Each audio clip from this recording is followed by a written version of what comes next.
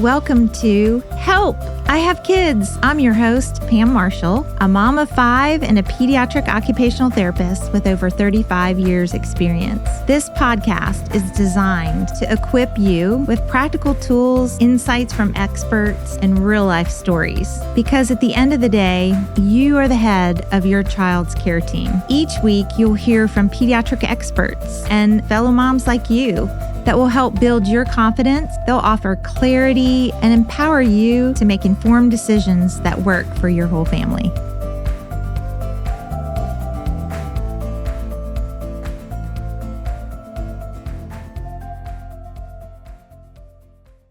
Welcome to the Help, I Have Kids podcast. I have 2 very special guests with me today. I'm the host, Pam Marshall, and we have 2 physicians with us today.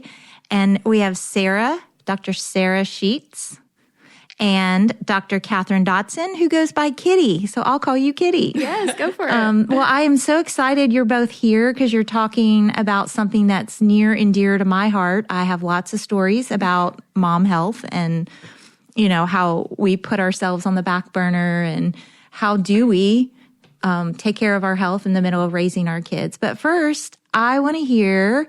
Tell me your favorite piece of advice you received as a mom. So let me hear that first. Favorite piece of advice. So this is Sarah Schuetz. And I would say my favorite piece of advice that I ever received was that you have to consider that every kid is different. And when you start getting advice from other mothers, that sometimes it may or may not work for you because everyone wants to give you their thoughts. So and true. I know when I first became a mom, it's like, oh, well, that's how they do it. I should do that. But then you're like, well, my friend said to do this way. So I'm really learning how to accept that you may have to take a little bit from this person and this person in order to develop your own perspective of parenting. That's such good advice. And we call it follow your mom gut in the end, Yes, right? Exactly. Yep. All right. How about you, Kitty? I think mine was, it's just going to be fine. Don't worry about it. It's okay if you don't do what you plan, as long as your kid feels loved, they're going to turn out okay. Yep. And based on your smile, I bet you laughed a lot as a mom. Like you really have to. You have to laugh a whole lot. So you all have interesting kind of career background. Can you tell us a little bit about yourselves and how you landed, because you now have a private practice and your own podcast. So moms, you got to tune into theirs. You'll learn more about it as we go. Tell us about that. So I started out in undergrad not really knowing what I wanted to do, but then I found nutrition, dietetics. So my undergrad and graduate degree was in nutrition and dietetics. But when I was in grad school, fell in love with the idea of going on to medical school. So I did that.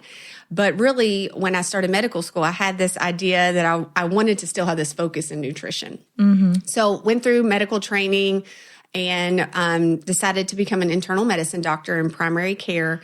And over that time, I kind of forgot a little bit of why I even got there, right? Because you're in the midst of all of your training. Right. And it was a couple years into my, as an attending in primary care, that I really was like, this isn't exactly what I thought medicine was going to be. I really had a passion for prevention and really trying to help people with different aspects of lifestyle when I started, but it just kind of disappeared. And so in that, I was looking for some continuing education, and I found lifestyle medicine. And I really fell in love with it. It has a basis of 6 pillars of nutrition, physical activity, sleep health, stress management, social connection, and reducing risky substances. So these 6 pillars, I was like, oh, like I thought this was going to be the staple of primary care and medicine. And I don't feel like I actually get to talk about that on a regular basis in my practice. So when I was pregnant with my 3rd child, my husband and I were talking. It was like, okay, maybe this is the time to, step away. I had a non-compete. We weren't going to leave Lexington. So when Alex was born, took the year off and really took the time to get certified in lifestyle medicine and find that love of and passion that I had that made me go into medicine again, because I felt like I had lost it. Oh, that's so great where, to have that time, that space to be able to do that. So that year was very impactful. I'm very grateful for that year. And it's how I dreamt up the idea of my lifestyle doc. And so my lifestyle doc is my private practice where we are able to practice just lifestyle medicine. So we focus specifically on those 6 pillars of health and have become specialists in behavior change. So really trying to help people, not just give them information, but how do you actually execute what you want to do? Because that's really what's hard. How do you go from the information to action? Exactly. Putting Because it in everyday life. That is a lot. We did not learn that in medical school whatsoever. And so having that additional training and being able to help patients in that way and truly feel like they're able to fix and even cure some chronic conditions when they're able to improve their lifestyle, it is so rewarding. It's Atomic Habits. Yes. That book, Atomic Habits, just a little bit at a time. Yes. Like that's what works for me. Yes. Just pairing it with what you're already doing. And yes. So I love it. I feel like I'm finally doing what I thought I was going to do years ago, but it just took me a little while to get there. That's so great. And now how in the world did you get connected to Kitty? I'll let Kitty tell that story. Well, we both did internal medicine at UK, but I was older than Sarah and went through that earlier. And then I was in Louisville practicing primary care for 10 years doing internal medicine and had a similar revelation as Sarah. Really, I felt like I was prescribing. You were treating chronic conditions. Yes. And so, one day I'm like, is it that these medicines aren't working? Why are all these people needing 4 blood pressure medicines, 3 diabetes medicines? I don't think it's that they're not working. I think it's that it can't outdo what people are doing all day. Right. And I really had no training in nutrition, thought lean cuisine was a good way to go. And you woke her up to the real truth, didn't you? And so I started looking at, would insurance companies pay me to follow patients around that are truly sick and help me, I could help them figure out how to fix it. And so somehow in that Google parade that I went down, I came across lifestyle medicine. And I was like, yes, this is it. Why aren't we doing this? Why wouldn't I do this? This is what patients need. We need medications and other treatments as well, but this is what patients need to truly get well. And I ended up back in Lexington, where I'm from, and I had left my practice, and I was like, I'm going to learn all about this. But I really thought, I want to make patient education because it's not out there what patients need. And randomly met Sarah through a person that I had worked with. And then I told him kind of what I was thinking and that I wanted to pursue lifestyle medicine. And he said, oh, well, Dr. Schuetz. He just assumed we had known each other. And I was like, no, I don't. We happened to meet at a playground same week. It was destiny. Oh, how 2 days later. fun is that you met at a playground? So we a lot to meet. goes down at the playground. Yes, it does. A lot. People should talk to the other moms at the playground. Yes, absolutely. Yeah, I was talking to a mom and she said, you should meet my friend who's over here. And I was like, oh my gosh, I just heard about you. Yeah. And so then we started meeting and Sarah encouraged me to, take this time, learn about it. It's really important. She was just getting ready to open her practice. And then, so then I started talking about, let's do some other things. Can we start a podcast to educate people? And then I ended up joining her, seeing patients in her practice this year. Yeah.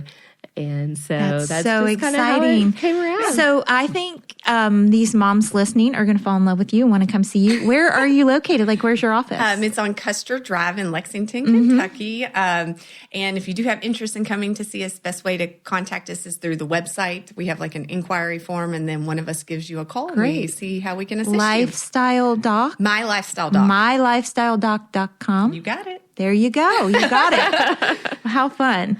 Well, your focus is really helping a lot of women, a lot of moms, yes. and that's what we're talking about today. The majority of patients that come through, I would say 75% are women.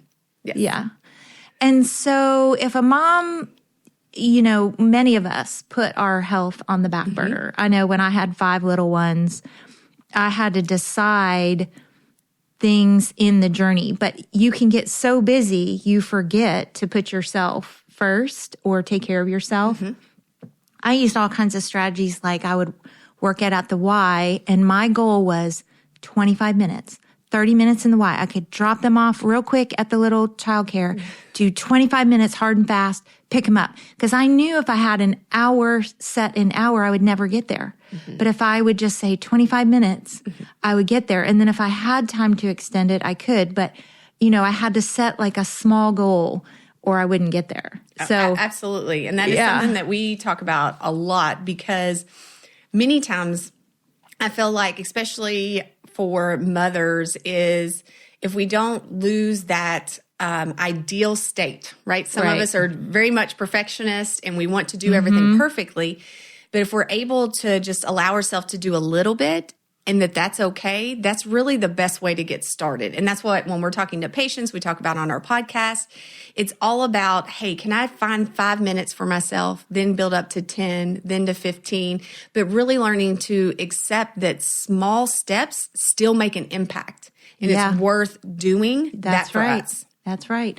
And nap time, I had a mom, that was a good piece of advice another mom told me, is even if your kids aren't napping, you teach them that nap time is rest time. You don't have to sleep. You have to be quiet though, and you have to stay in your room. You have to, because it's all about your health as a mom. Like that was my breathe time. That was my catch up on everything I need to do, but also breathe and have quiet and reset, and be able to make it till bedtime. Yes. So, I think there's things like that moms have to learn, and sometimes they don't have community or someone helping them through that journey.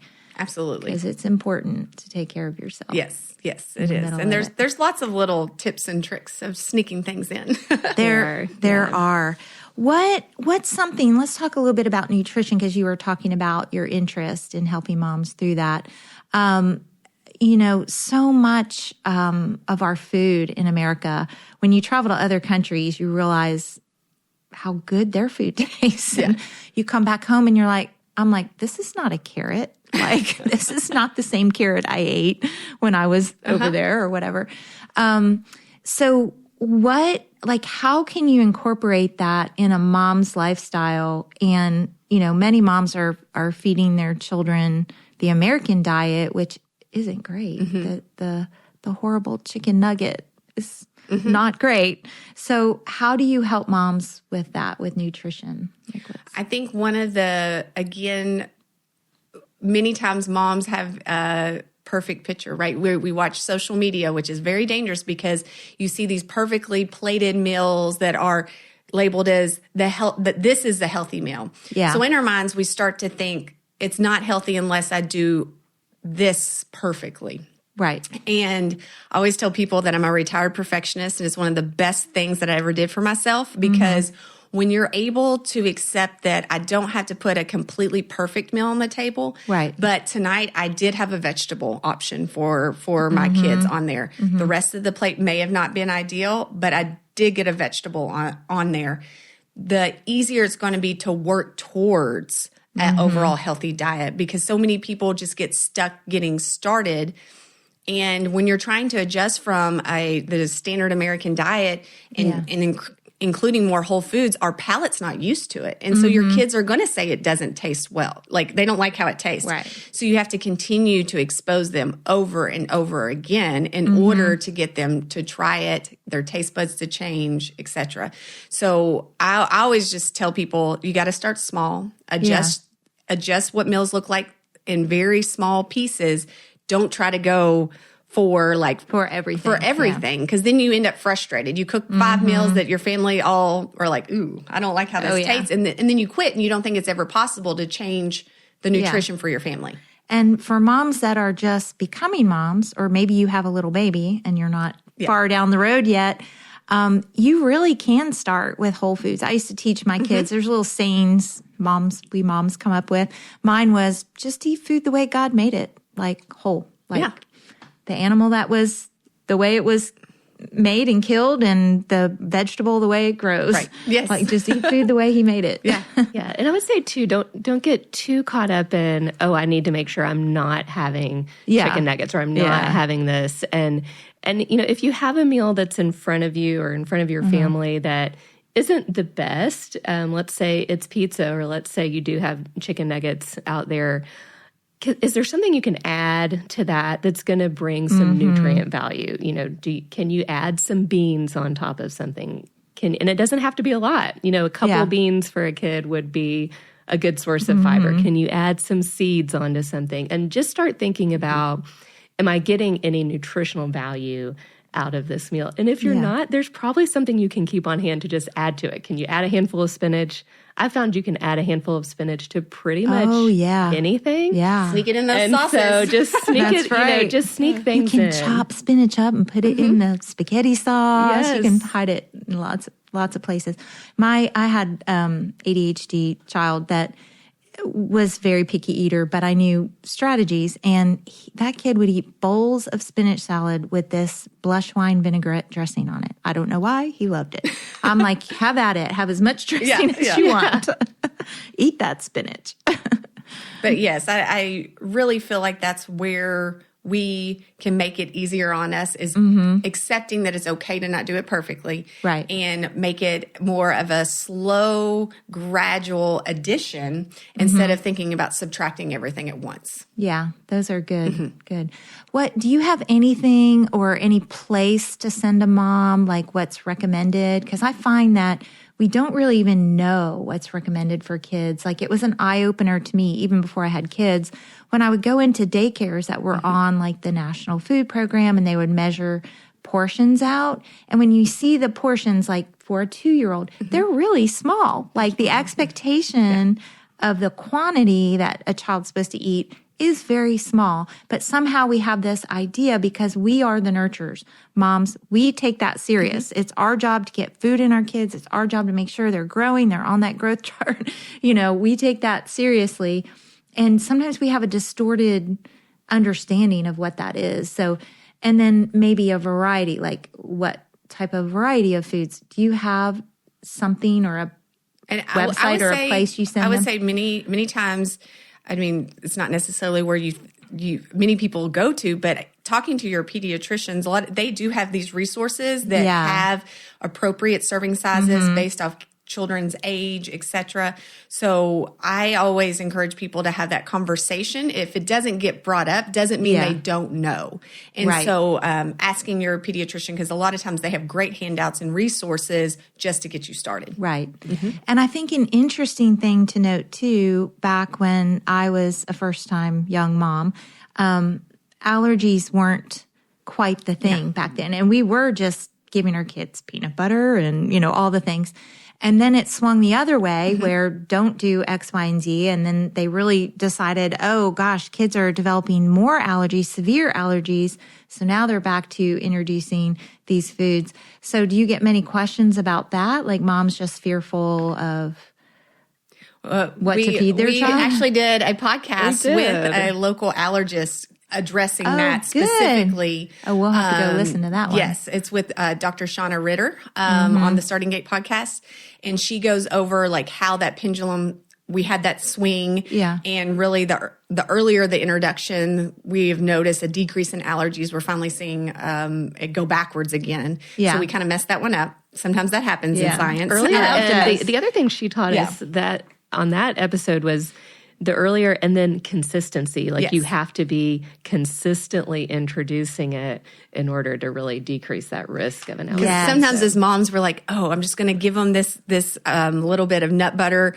But then I did it, so I'm done. And she said that that's actually not ideal. You want to continue to do the exposure to actually decrease that risk. Yeah, that's good. Good to remember. And that's the other thing to think about that we've learned a lot about is just variety in plants in particular. And so if you can, try not to get stuck in that rut of, okay, I'll just give peas, check, I've gotten a vegetable. And you really want to try to introduce as many kinds as you can. And same for us as adults. We want to really try to be exposed to as many different plants as frequently as we can to have the best gut microbiome to support us and things. And just, look in the grocery store. We saw a pomelo this week, or I'm not sure if I'm even saying that right. Have you ever had one of those? No, I have not had that. Well, I was there with my kids and we were like, what is this big fruit we've never seen before? And so we were smelling it and I was like, well, let's get it. Let's introduce this to us. Yeah. And it was fun. And my son didn't love it, but he tried it. And my daughter and I both really liked it. And so, just be curious about what's out there and try to just keep trying new things or try what's on sale. Yeah. So that you do have that diversity and your kids see you trying new things. I think that's so important. It's so important to eat together as a family. Yes. Not just around the table, but together in terms of what you're eating, I'm eating, we're sharing, we're eating the same things. So I think it does take parents, if you're a really picky eater and you want your kids to be healthy and not picky like you, maybe it's going to take you being brave and trying these things and trying to overcome some of it. Because I think it really does go better when we as moms eat healthy foods and model that and share that with our kids. They're definitely watching. Yes, they are. They're always 100%. watching. And I know, I always like to reflect on this. I remember my oldest daughter, when she was little, she went through a very picky stage. I think it was more about control than anything. But I was like, how did I get here? I know that she needs to be eating all these things. What have I done? I failed as a mom, went through this whole, emotional saga with myself. But I knew that I just had to continue exposure. So even though she had a very picky stage, we didn't change how we ate our food. We continued to offer her. It still was on the table. We didn't adjust to all of our meals being, just 3 different meals. It does take effort. It is frustrating. But in the end, she is now a very diverse eater. It just took consistency and staying the course. That got us there. And I think that's what happens to so many moms is that frustrating period, just wanting to stop. And it's like, is it even worth it? Like, can I even get past this? And I would really encourage moms to keep trying. Because when you keep trying, suddenly one day they'll be like, oh, that tastes delicious, because your taste buds evolve as you age. And so at that one time, it may not have tasted great, but when they're 6, they may think that carrots are the best thing in the world, but they have to keep trying. Yeah, and I think you made a great point, because I too had a picky eater, but I'm also, my background, I'm a feeding therapist. I'm an occupational feeding therapist. So I knew that if I didn't get into power struggles and I didn't make big accommodations, meaning I'm not going to carry around the preferred foods for you, like you're going to eat whatever or don't eat. Like either eat or don't eat. Choose that, but not going to cater. I will confess, I would carry that dressing to restaurants. I would do that because he would eat those vegetables or salads. We always called it a little dippy or whatever it is. Yes, whatever preferred dip is. That's right. That's right. So I would do that, but just not getting in those power struggles. And like you said, not getting frustrated and giving up, just persistence and almost nonchalant about it. That's kind of an old word, but just like casual, not really acting like you're really caring about what they're eating. You just put it in front of them and you just keep doing it.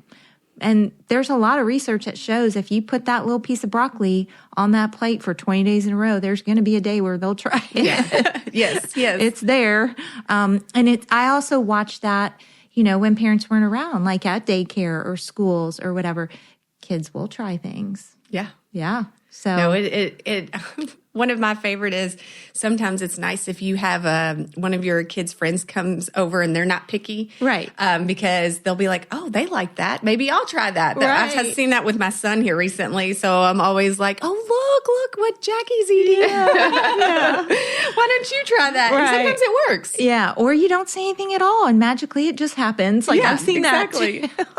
And another thing that can help is when you're able to try like smoothies and mix a bunch of different fruits and vegetables in there. Yeah. In that form, they may not realize what they're eating or whatnot, but as your gut flora gets used to it, then a lot of times your taste changes as well. So that's a way that you can kind of sneak in different foods, and then kind of down the road, you'll see kids have a change in preference is because their body got used to having it. And so they actually want it. Are there any kids-safe, kid-friendly protein powders that you recommend? Always try to do things in whole foods as much as possible. So you really use like the avocado or the peanut butter or whatever to thicken to mostly bananas. In that sense. Yeah. Bananas, avocados are really good. They make it smooth and or using like a Greek yogurt. Yeah, Greek yogurt is probably one of the best ways to add protein to a smoothie. Yeah, that's good.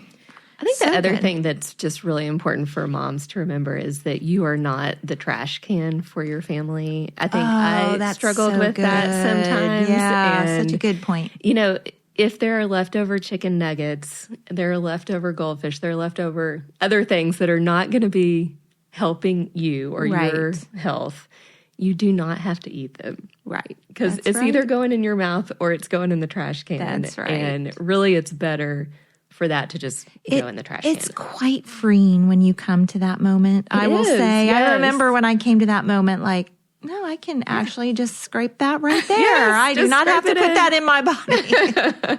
And that comes from many of us growing up from the Clean Plate Club. So you're just like, it's not clean. I got to finish it for them too. Yep, but it is worth something to work through.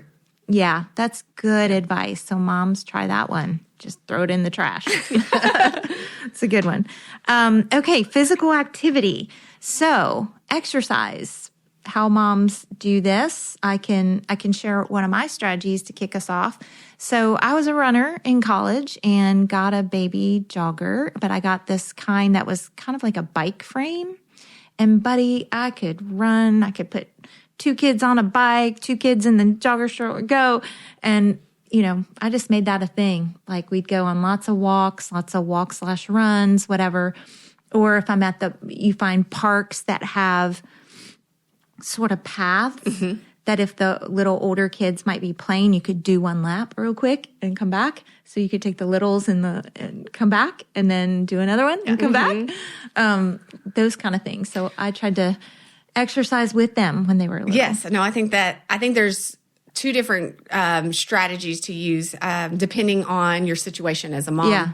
I always tell moms that they should track their steps because one thing, it helps show you that you can make activity a part of just regular life without setting specific moments for exercise.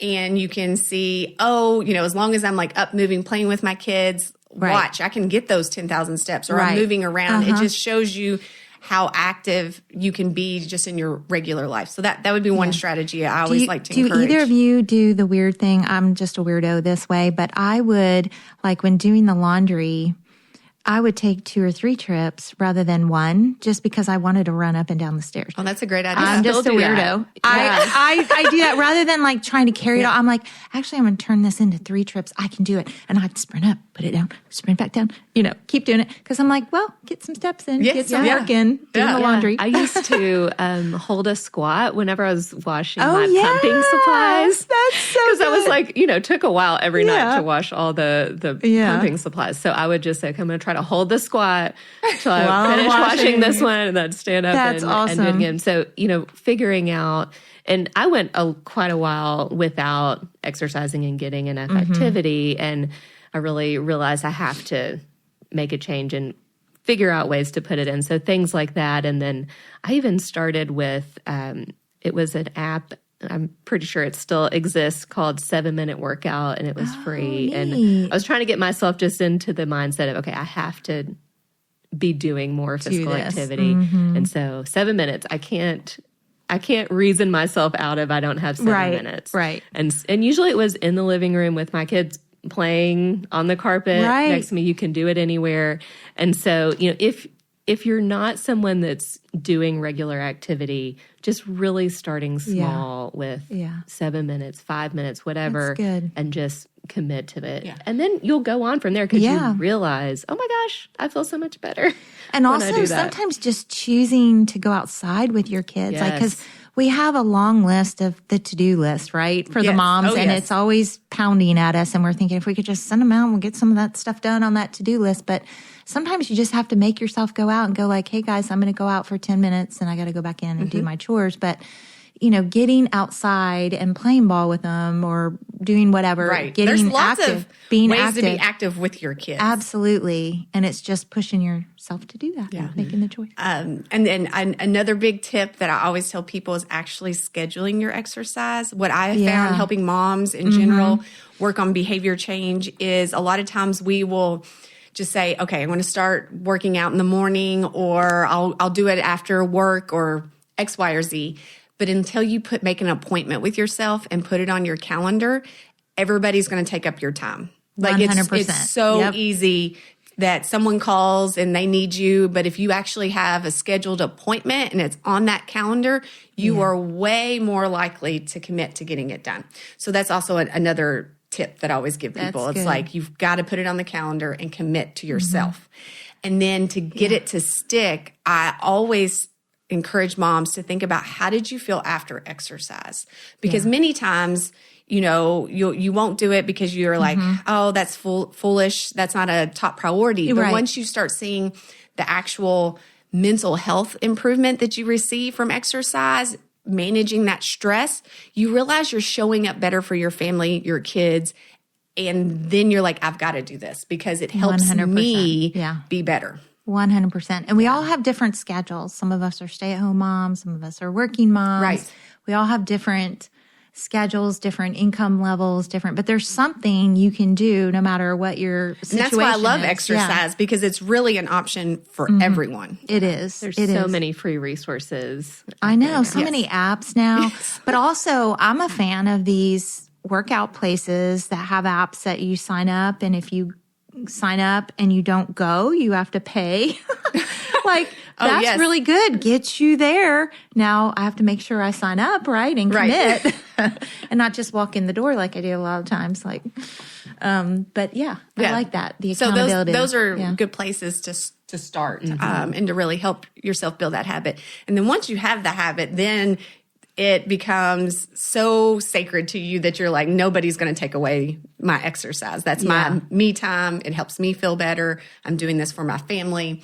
And then it's a solid habit at that point. Yeah, that's good. I think just to remember, as your kids get older too, and you end up spending a lot of time watching them at a ball field, at gymnastics, you're sitting watching your kids a lot of times. And so try to use that opportunity to walk. If my kids are doing a sport outside, I'm usually walking around that field. That's a great point. The whole time. Or I stand in the back of my son does something that's indoor. I stand in the back and march in place. And I know I probably look crazy, but you're not sitting on your bum. When anyone sees Kitty marching in place, don't make fun of her. That's her movement for that. I just try to balance on one leg. There's a million things you can do. So I do that a lot too. Forever. You feel so silly. I look like I'm stretching, but I'm really trying to balance. Yeah.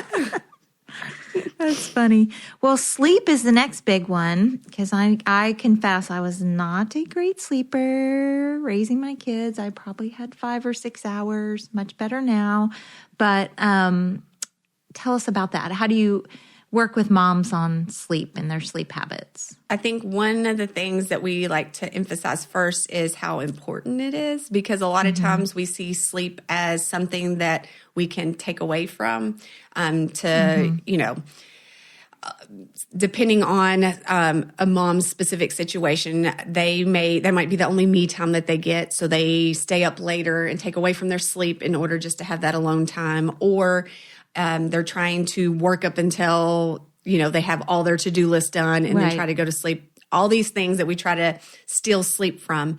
But in the end, taking away from sleep is not helping our actual day go better. Yeah. Because our moods are going to be less stable. We're not going to be able to concentrate as much. It's harder to eat healthy when we don't get enough sleep. It's going to impact your ability to do exercise. You definitely lean into caffeine more just to survive your day, and that causes a lot of ups and downs.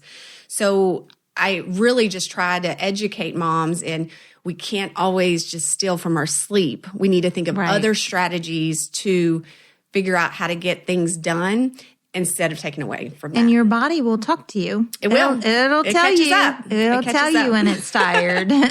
Yeah, you need to listen. So what is a good range? Because I know everyone has a different range. Like I'm a super efficient sleeper. My husband and I have these whoops. Yes. We measure stuff on our whoop.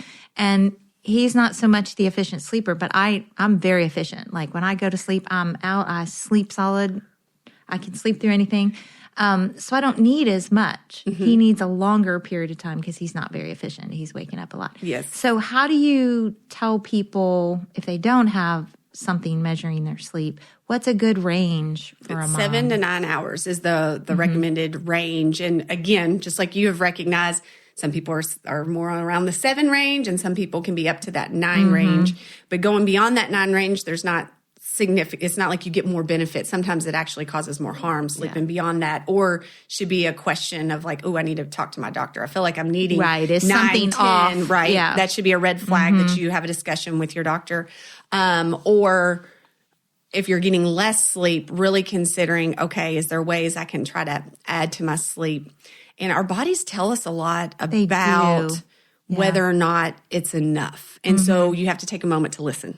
You really do. And I think you can get in the habit of, I was in the habit of, I thought I was fine on 5.5. I can function well on 5.5. And so that was my cutoff. And I did that for so many years that I thought it was okay. And then it wasn't until I realized, oh, I need to sleep 7 hours and started doing that consistently that I saw the difference. And I was like, how did I do that for so long? I don't know if you're like me, but I'm the kind of person that I don't need an alarm clock. Like I literally get up at the same time. I also was a runner and we had to be up early, 5 a.m. workouts and that.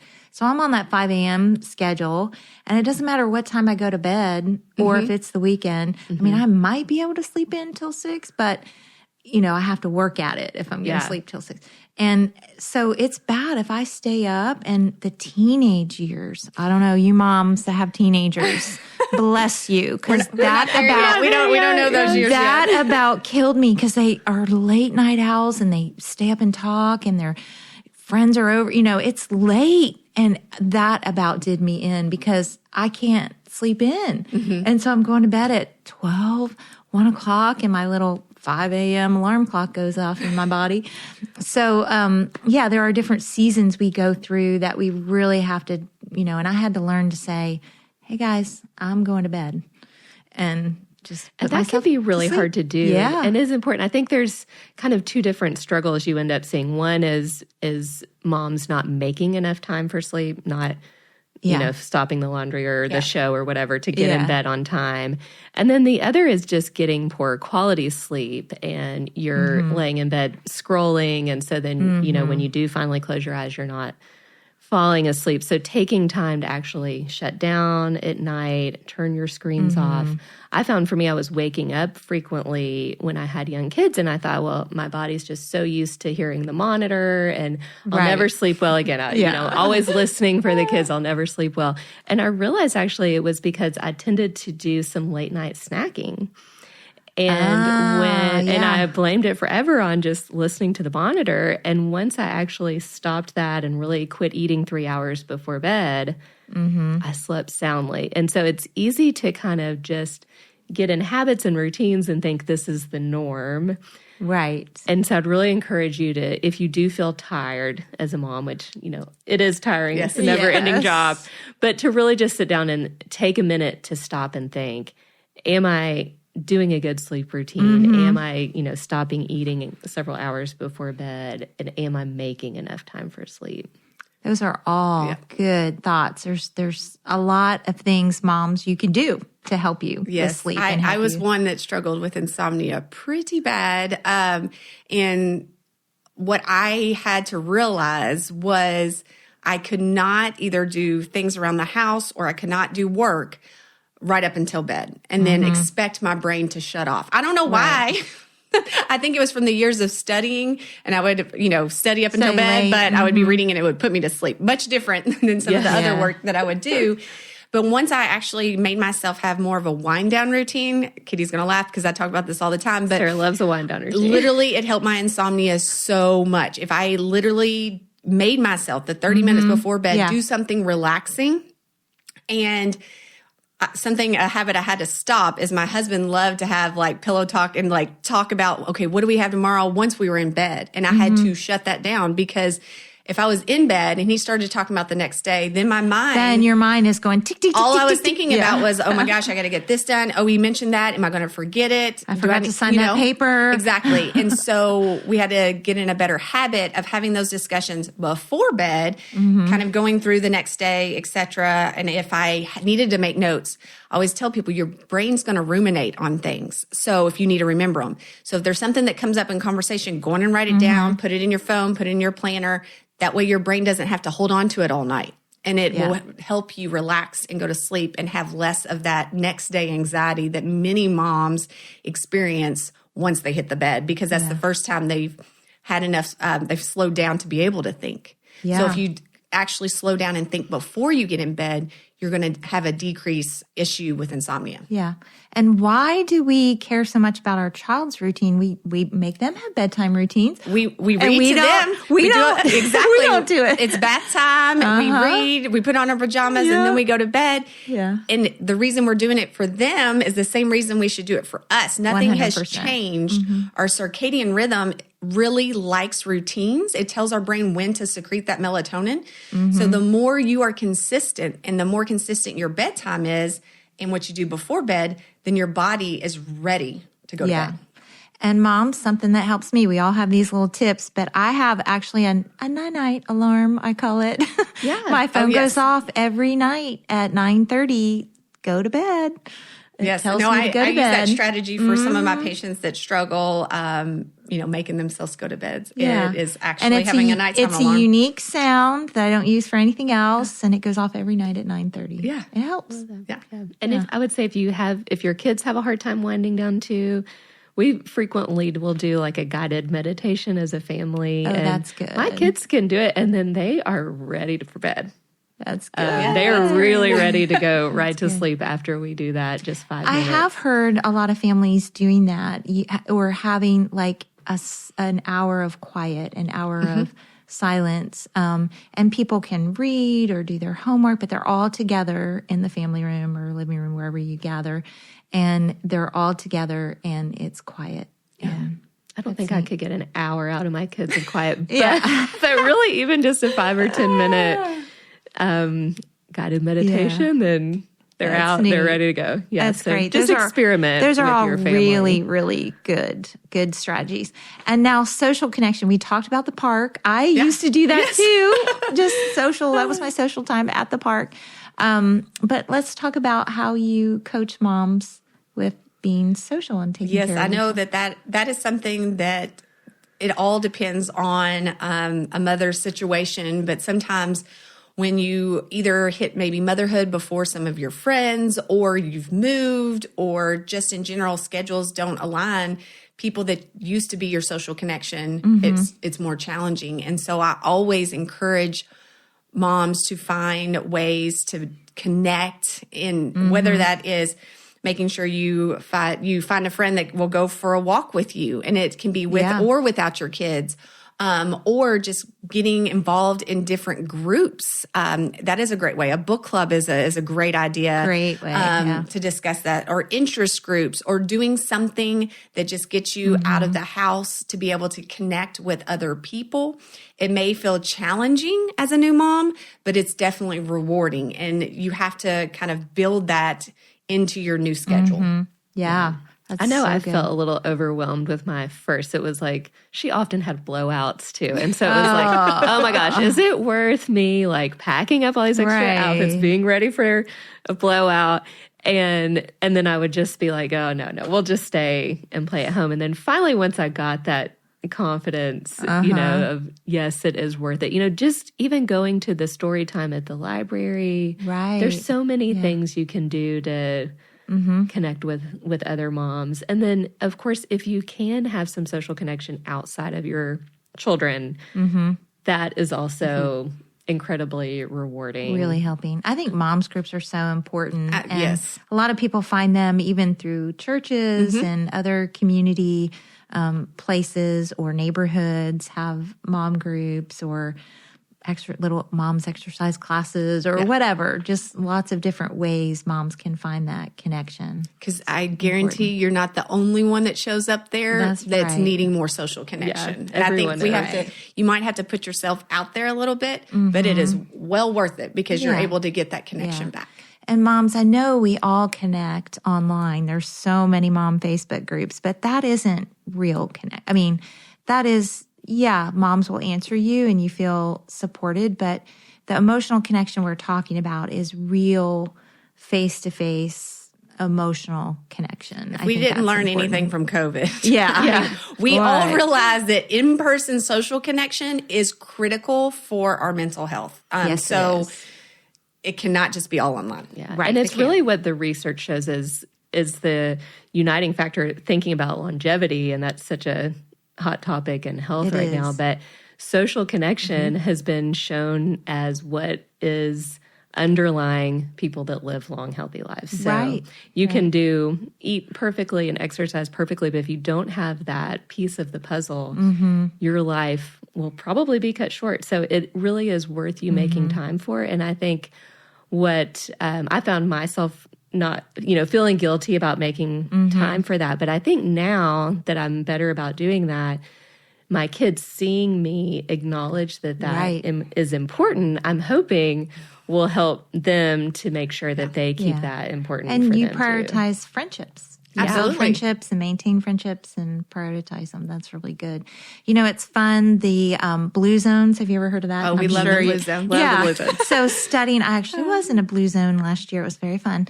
But studying what makes people live, like areas of the world where a lot of people live to be over 100 or make it to 100. There's a large percentage of them that make it there. And a big one is the social connection and the family connection and the spiritual connection. Yes, absolutely. And I think that's important when you study health. That's a big part of it. Yeah. So moms, you can do it. Make a friend. Maybe you'll be the one to invite a neighbor or someone, another mom through school or through neighborhood or sports activity, and you be the facilitator, maybe. Yeah, put yourself out there. Yeah, get it going. Okay, so risky substances. Let's talk about that because moms can fall into, I feel like maybe it's backed off a little bit now, but during COVID, I felt like wine was being pushed You were 100% on correct. every mother in the world. Everywhere I would go, I would be like, oh, I need wine. Oh, there's all this wine. You're everywhere. right. I really think COVID gave this messaging as a mom needs wine to cope with life. And Right. It was a dangerous message. We saw the Yes. repercussions in healthcare and the dramatic increase in alcohol consumption and the poor outcomes that came from that. Yeah. Thank goodness we've started to reverse some of that where, alcohol consumption is now coming back down from COVID. And I think the messaging has gotten out there. And we've just realized in research, our previous message was, moderate consumption for women, one drink of alcohol a day is okay. Like there's no repercussions, but we're actually showing that truly the statement should be no alcohol for our overall health. And if you do decide to consume alcohol, it needs to be less than that previous recommendation of 7 drinks a week. So we have to find other healthy coping mechanisms 100%, for our stress. And a thing a lot of women don't realize is high alcohol consumption actually is going to increase anxiety in the long run. In that moment, it may help bring down that pressure feeling that you may be experiencing, but it doesn't overall decrease anxiety that can build up from high consumption of alcohol. It messes with your sleep. We talked about the importance of sleep, using that as a way to fall asleep. You actually get poor quality sleep. Yeah, even if you feel like you're falling asleep. Yeah, but all it takes is wearing, as I have my Aura ring on, you talked about your Whoop band, wearing one of those and paying attention to your sleep, drinking before bed or not drinking before bed, you quickly see the difference in your results. And I just think in general, we have to find healthy ways to cope with our stress. It's not wine. 100%. That's so good. Are there any other substances you're seeing a trend that moms are using? I think CBD and marijuana and, marijuana gummies and those types of things, marijuana drinks are becoming more I and noticed more that's really becoming a thing, the marijuana drinks. I'm like seeing that all over. Now my eyes are open to it. Yeah. I'm like, huh. I mean, I think it's that when you are a mom, especially of younger kids, although I may change, I don't have teenagers yet, so I probably will feel the same way even as a teenager. And you're on all the time and you're wanting to be a good present person and supporting everyone. It can feel like I need to just quickly unwind and relax. And you've done that before with wine or other alcohol or marijuana. And so you realize that helps you unwind and finally lets your mind be quiet. And so that feels good. And then that becomes a habit. And then you kind of think that's the only way I can do it. And so if you are someone that's doing that, I think if you're doing if you're having wine with your friends and enjoying a great, evening, I think that's or fine. A special Valentine's Day. Yes, that's, but that's much different than using nightly it to quiet Yes. everything that's going in your mind. You really need to stop and think about, is this just a habit or do I need to learn how to do something else? And reach out for resources on how to do that. There are a lot of different things, and some things will work for some people. Other things will work for other people. Exercise is a great way to help. To do it. But you probably need other tools too on just how to quiet your mind so that you don't have to reach for a glass. If you're fortunate enough to have a spouse or a family member who can also do it with you, it is fun to do sort of detox programs. I know my husband and I are finishing Whole30. We do that periodically every now and then. But, it's no sugar, obviously no alcohol at all. But not having alcohol is not a struggle for me at all. But it's good if someone is struggling to go through something like that with a close friend or a spouse or something that can keep you accountable. And it is very freeing when you have control. And that's all that it is. It's not, the diet. It's not a diet. It's really just about having control to say no. I mean, having control to just go, I don't need that. Right. I'm all right. Yeah. I got this. And then when you see yourself be successful at that, you build that confidence that you can keep going with it, that you can take the next step. And so, that's, I don't know. I love the idea of dry January. Everyone has different opinions on it, but I think because it's become a normal thing in society, it shows people they can go out and do something and say, oh, I'm doing dry January. And you learn that you can be in certain scenarios and not need that alcohol to have fun or to have a successful situation.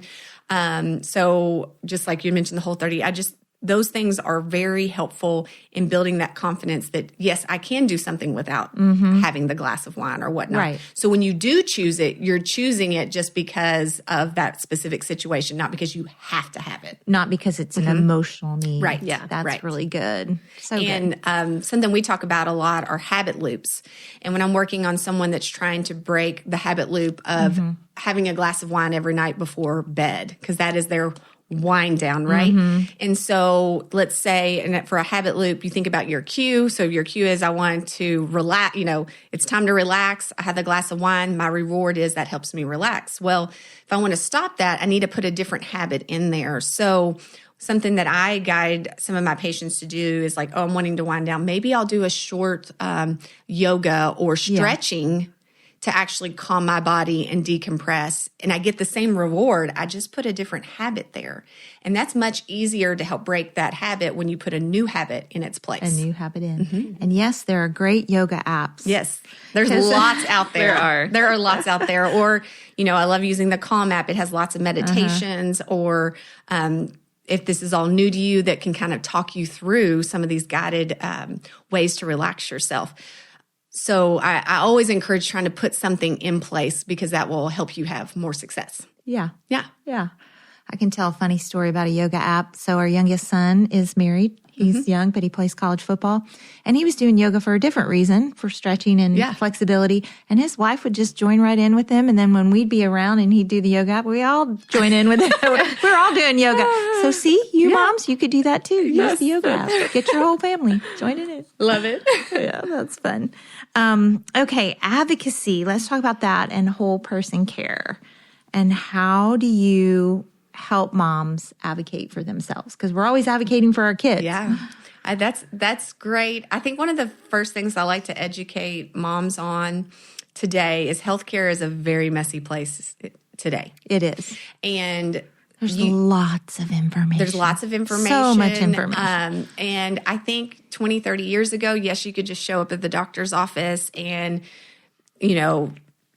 be okay. You get information, you're guided in the right spot, et cetera. And you didn't have to know a whole lot about yourself because you felt like all your providers knew who you were. I don't think that's the case today. I think you really have to be a part of your healthcare. You need to know what's going on. You need to understand why something's prescribed to you. You need to understand the results of your test and why you get this. Because the more information you understand about yourself, you're going to be able to advocate for what your true needs and wants are from your health. And so that is where I usually start, is like we have to be a participant in our health to be able to get good health care today. And concierge medicine, like you all have, a practice like you have, is really wonderful because you can spend a lot of time with your client. I mean, we as a company, our company does that. We provide concierge medicine with a husband and wife doctor group.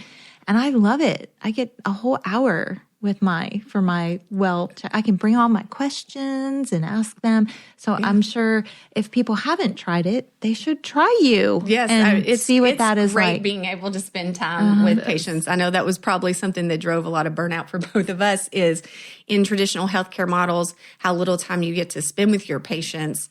If you're wanting to talk about lifestyle things, it's really hard to help work on behavior change in just like 10 minutes. 5 minutes maybe. Right. Because you're also having to do multiple other things during that visit. So it is a huge value and it helps you learn that healthcare can be helpful. Because, so many people are jaded about healthcare today. Right. Because they've had so many bad experiences. But I encourage them to try different models, because being able to be heard is part of healing. And prepare, like come in prepared for your appointment. Yes. About your health and asking questions and knowing your history and asking, well, when should I get screened for this or that? Or Right. You get so much better care when you're involved. Yeah, 100%.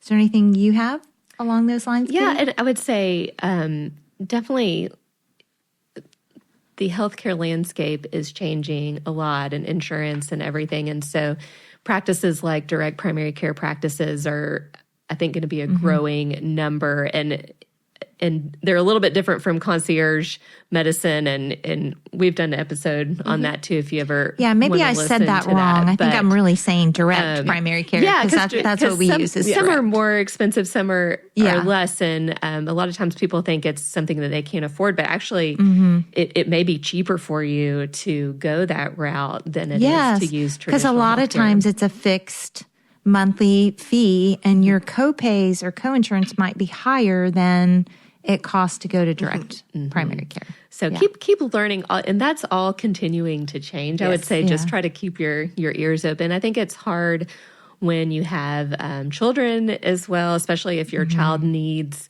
other modalities like speech therapy or physical therapy, and it's really hard to keep all of that together. And so if you can have one place, I've heard several different ideas. Some people keep a note in their phone. Some people will put questions when they put the appointment in their calendar. They go ahead and put the questions in that appointment reminder.